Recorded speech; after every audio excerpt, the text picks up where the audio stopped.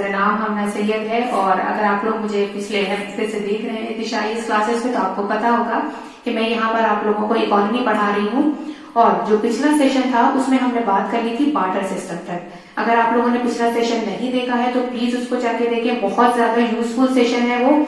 और आगे जितना भी हम सिलेबस कवर करेंगे वो पूरा मैंने उसमें बता दिया है कि हमें क्या क्या आगे पढ़ना है और क्या क्या हमें कवर करना है। ठीक है, अब जो हम स्टार्ट करेंगे वो बार्टर सिस्टम के बाद कुछ चीजें रह गई हैं, कुछ चीजें डेफिनेशंस हैं मनी मार्केट के लिए और बैंकिंग सिस्टम के लिए। तो मैं चाहती हूँ कि वो डेफिनेशंस आप लोग अपने साथ नोट करते रहें। मैं आप लोगों को बताती रहूंगी, वो साथ साथ में आप नोट करते रहिएगा। बाकी जो पीडीएफ है वो मेरे टेलीग्राम चैनल, जैसा कि मैंने आपको बताया, दिशा IAS,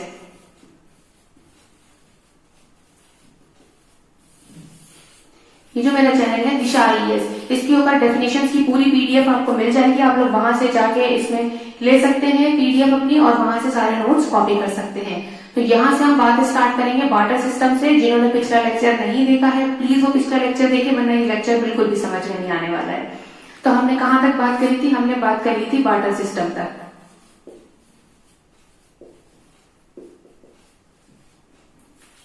उम्मीद है कि आप लोगों के समझ में आ गया होगा बार्टर सिस्टम क्या था। एक बहुत जल्दी से कोई रिवीजन देते हैं कि बार्टर सिस्टम क्या था। मैंने आपको बताया था कि transaction between the two, economy थी और आपस में चीजों का लेन देन हो रहा था। लेकिन यहाँ पर जो बार्टर सिस्टम हमने पढ़ा था हमें समझ में आ गया था कि कैसे उस टाइम हमारे पास पैसा नहीं था, मनी नहीं था, कमोडिटीज का एक्सचेंज हो रहा था आपस में। कुछ चीजें इसके पास थी, कुछ चीजें इसके पास थी, तो वो आपस में एक दूसरे से हम एक्सचेंज कर लेते थे। लेकिन एक टर्म आता है, देखिएगा ये एक टर्म है डबल कोइंसिडेंस ऑफ बॉन्ड्स। ये टर्म देखिएगा, ये टर्म है डबल कोइंसिडेंस ऑफ बॉन्ड, जिसे कहा जाता है आवश्यकताओं का दोहरा संयोग। तो यहाँ पर क्या होता है, ये जो वर्ड है ये ध्यान रखिएगा, डबल कोइंसिडेंस ऑफ बॉन्ड, ये क्या है? बार्टर सिस्टम में था। क्या था ये? बार्टर सिस्टम का हम ड्रॉबैक भी कह सकते हैं। क्या था बार्टर सिस्टम में कि हमने जब देखा कि जरूरी है कि इसके पास जो चीजें थी वो इसे चाहिए हो, नहीं। क्या था? फॉर एग्जाम्पल अगर इसके पास गेहूं था और इसके पास शक्कर थी, शुगर, तो इसने इससे बोला कि मुझे शक्कर नहीं, मुझे गेहूं चाहिए, तो ये नहीं पॉसिबल था। तो यहाँ पर क्या था? संयोग की बात थी कि इसके पास जो चाहिए हो वो इसके पास भी हो, है ना। तो ये टर्म ध्यान रखिएगा, क्या है? डबल कोइंसिडेंस ऑफ बॉन्ड्स कहलाता है ये टर्म है। इसलिए बार्टर सिस्टम में कि ये ड्रॉबैक भी माना जाता है बार्टर सिस्टम का, कि जब हम इसे पढ़ेंगे जरूरी नहीं है कि जो चीज इसके पास हो वो इसके पास भी, और हम एक दूसरे को फुलफिल कर सके सारी चीजें। ठीक है, ये संयोग की बात है कि दोनों के पास एक सी चीजें हो सकती थी। ठीक है, ये यहाँ पर अब बार्टर सिस्टम को आप पूरा समझ में आ गया होगा। चीजें क्या थी, जो चीजें रह गई थी वो मैंने आपको इससे लिंक करा दी। अब एक चीज ध्यान रखिएगा, सबसे पहले जो सबसे ज्यादा इंपॉर्टेंट चीज है वो है हमारी इकोनॉमिक साइकिल, जो इन्वेस्टमेंट साइकिल कहलाती है। ये मैं बना रही हूं आपके लिए, ध्यान रखिएगा। इन्वेस्टमेंट, निवेश, इन्वेस्टमेंट कहलाता है। एक एक टर्म ध्यान रखिएगा। इन्वेस्टमेंट के बाद आता है प्रोडक्शन,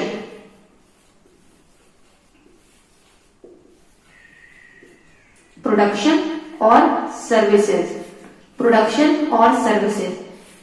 तीसरी चीज आती है एम्प्लॉयमेंट,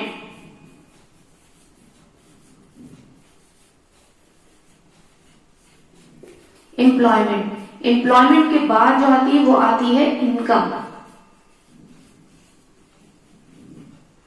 इनकम, सेविंग, इन्वेस्टमेंट। ये जो साइकिल है ये बहुत अच्छे से ध्यान रखिएगा। जब भी आपको कोई चीज पूछे, इन्वेस्टमेंट साइकिल ये एक ऐसी साइकिल है जिससे पूरी इकोनॉमी आप डील कर सकते हैं। देखिए मैं आपको बताती हूँ, आप बोले मैम आपने ये साइकिल तो बनवा दी, इसका मतलब क्या है? तो ठीक है, मैं आपको इसका मतलब बताती हूँ। इन्वेस्टमेंट यानी निवेश।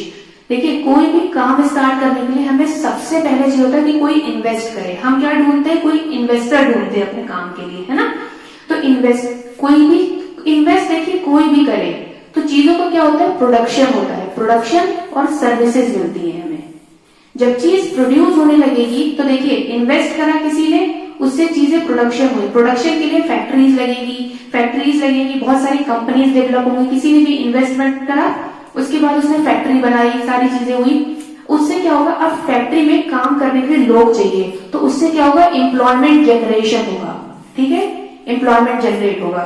कोई भी कभी भी इन्वेस्ट होगा, इन्वेस्टमेंट कोई भी करे, उससे क्या होगा, प्रोडक्शन स्टार्ट होगा, प्रोडक्शन से क्या होगा, एम्प्लॉयमेंट जनरेशन होगा, और एम्प्लॉयमेंट जनरेट जैसी हुआ तो वहां पर हमारे पास क्या आएगी, इनकम। ठीक है, यहां पे रुकते हैं।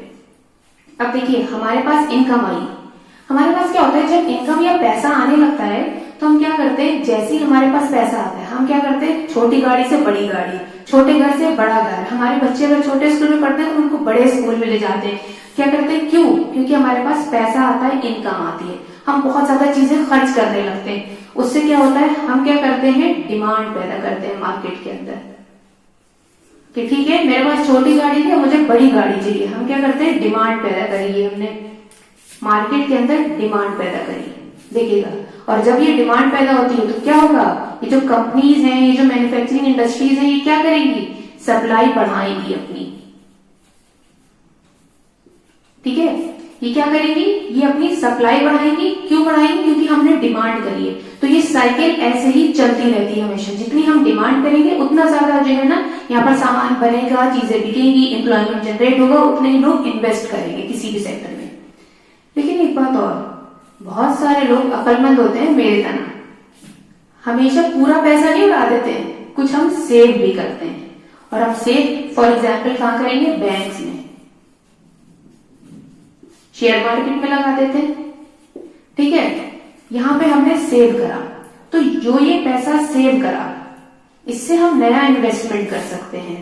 बैंक क्या करता है, किसी ने भी आके इन्वेस्ट करा, ये इसकी इनकम थी, इसने कुछ की तो डिमांड कर दी, कुछ का इसने करा कि बैंक के पास जाके जमा कर दिया, और जब ये जमा करा तो बैंक क्या करता है, नए इन्वेस्टर्स को लोन देता है, जिससे क्या होता है, इंफ्रास्ट्रक्चर डेवलप होता है, बहुत सारे इन्वेस्टमेंट होते हैं, एफडीआईज आती हैं, कोई भी सारी चीजें हमारे यहाँ देखता है इन्वेस्टमेंट से कि कितना किस सेक्टर में इन्वेस्ट करना है।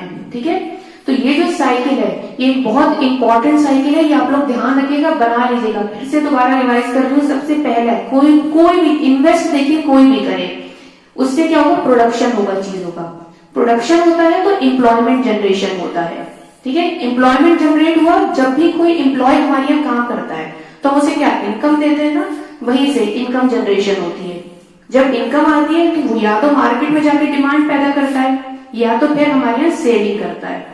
और जब सेविंग करी, सेविंग कहाँ करेगा, बैंक में, शेयर मार्केट में, कहीं भी, तो बैंक वाले लोन दे देते हैं दूसरे लोगों को। ठीक है, तो ये इस तरीके से हमारी इन्वेस्टमेंट साइकिल काम करती है। ये बिल्कुल वैसे ही ध्यान रखिएगा जैसे हमें अपना नाम ध्यान रहता है कि अगर हमसे कोई नींद में भी पूछे तो हमें ये इन्वेस्टमेंट साइकिल ध्यान होनी चाहिए कि कैसे इन्वेस्टमेंट होता है, कैसे प्रोडक्शन होता है चीजों का। तो ये वैसे सारी चीजें हमें ध्यान होनी चाहिए। ये इन्वेस्टमेंट साइकिल आपके लिए बहुत ज्यादा जरूरी है। कोशिश करूंगी कि सारी चीजें जो है ना चार्ट और साइकिल बना के पढ़ाऊं, ताकि इससे आपके लिए बहुत ज्यादा आसान हो जाए इकोनॉमी को समझना। देखिए आज के टाइम वैसी बहुत ज्यादा परेशानी, टेंशन चली है, कोरोना का सारी चीजें, तो इकोनॉमी को लोड लेके मत पड़िएगा, न दीजिएगा न लीजिएगा, आराम से स्मूथली पढ़ते चले जाएंगे, सारी चीजें कवर होती चली जाएंगी। बस ट्रस्ट रखिए कि पढ़ा रही हूँ, कंटेंट बहुत अच्छा दे रही हूँ, कंटेंट आप लिखते जाइए अपने पास। और जिसको भी जरूरत है वो टेलीग्राम चैनल ज्वाइन कर ले। मैंने बताया ये जो टेलीग्राम चैनल है इस पे नोट्स इसके मिल जाएंगे। ठीक है, ये अब आपके बात यहाँ से हम आगे बढ़ते हैं, समझ में आ गई होगी। अब देखिए दो टर्म आपने इकोनॉमी में बहुत ज्यादा देखे होंगे, एक आती है लीनियर इकोनॉमी, दूसरी आती है सर्कुलर इकोनॉमी। ठीक है, ये दो टर्म आपने बहुत देखे। कोई बोलता है कि सर्कुलर इकोनॉमी, लीनियर इकोनॉमी, तो अब ये चीजें हैं क्या, ये देखिए इससे अलग हम हो चुके हैं। ये आप बिल्कुल ध्यान रखिए, बहुत अच्छे से रट लीजिएगा, कहीं पर भी बनाइए, इसको याद करिए, बार बार इसको पढ़िए। ठीक है, अब देखिए अब ये जो मैं टर्म बता रही हूँ इकोनॉमी का, इकोनॉमी क्या है, एक होती है लीनियर इकोनॉमी, दूसरी होती है सर्कुलर इकोनॉमी। जैसे नाम से ध्यान आ रहा है लीनियर, लाइन, इसमें क्या होता है, बहुत आसान है, ट्रिक से याद कर लीजिए। मैंने जो याद करी वो ट्रिक से याद करी। लीनियर इकोनॉमी के लिए हम क्या कर सकते हैं, टेक, मेक, यूज और वेस्ट। ठीक है, ध्यान रखिएगा, इसके लिए हम क्या करते हैं, take, make, use and waste. कोई भी कभी भी ध्यान आए लीनियर इकोनॉमी, ये चार शब्द ध्यान रखिएगा, take, make, use, waste, take, make, use, waste. ठीक है, ये चार शब्द जो है ना ध्यान रखिएगा। लीनियर इकोनॉमी का मतलब होता है कि अगर फॉर एग्जांपल ये पेन है, ठीक है, ये पेन बना, उसके बाद इंडस्ट्री में बना, प्रोडक्शन हुआ, इसका बाहर मार्केट में आया, ठीक है, हमने यूज करा, फेंक दिया, वेस्ट, दोबारा नहीं जाएगा।